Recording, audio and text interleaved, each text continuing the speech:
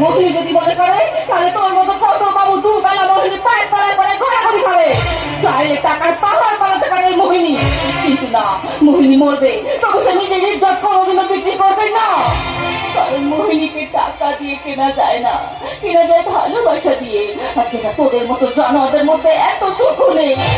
হে ভগবান, এখন আমি কি করি, কোথায় যাই? আমি তোরে ধরা পড়ে যাচ্ছিলাম। একদম একটা কথা বলে সারা জানে খাতাম করে দেবো। এই আমি কে ছেড়ে জানার কোনো দরকার নেই। শুধু এইটুকু ছেড়ে রাখ, আমার পেছনে সারা পুলিশ।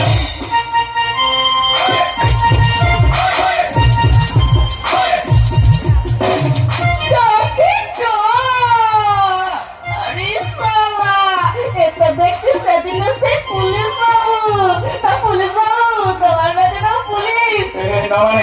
আমি দেখে বুঝতে পেরে গেছিলাম তুমি তো পুলিশ পুলিশ কেউ না। তুমি এখন ঠিক করেছো, আমি সারা পুলিশ পুলিশ কেউ নেই। ওই পুলিশে তারা এখানে ঢুকে পড়েছি। আমি তোমার কাছে কৃতজ্ঞ থাকবো। করিনি, কিন্তু সালাটা করবো। যদি সালা তুমি আমার কথা পুলিশকে বলে দাও না, তাহলে জেলে যাওয়ার আগে তোমাকে খুন করে যাবো। আমি তোমার সঙ্গে প্রথম দেখাতে হয়ে গেছি মেরে দুধ কি লজ্জা। তুমি আমাকে বাঁচাও, আমি কথা দিচ্ছি, আমি তোমার এই উপকারের প্রতিদান দেবই দেবো। সত্যি বলছো? দেবে দেবে আমাকে একটা ঠিকানা যেখানে আমি মাথা উঁচু করে বেঁচে থাকতে পারবো? দেবো, নিশ্চয়ই দেবো। এই সমাজ আমাকে মাথা উঁচু করে বেঁচে থাকার অধিকার দেয়নি, দেয়নি কোনো পরিচয়, বানিয়েছে আমাকে বেতন না।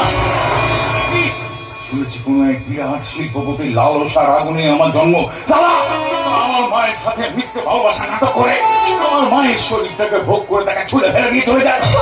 জানো কেন আমি আমার মাকে বারবার জিজ্ঞেস করেছিলাম, মা ওই জানোয়ারটার নাম আমাকে বলো, কিন্তু মা আমাকে সেই জানোয়ারটার নাম বলেনি। আমি যখন খুব ছোট তখন মা আমাকে একটা ফেলে রেখে মারা যায়। সেই থেকে আমি একা, ভীষণ ভীষণ একা। জীবন যুদ্ধে ছুটতে ছুটতে আমি হয়ে গেছে একটা সমাজ বিরোধী। ওই সালা উঁচু তোলার ভদ্রলোকেদের আমি ঘেন্না করি, ঘেন্না।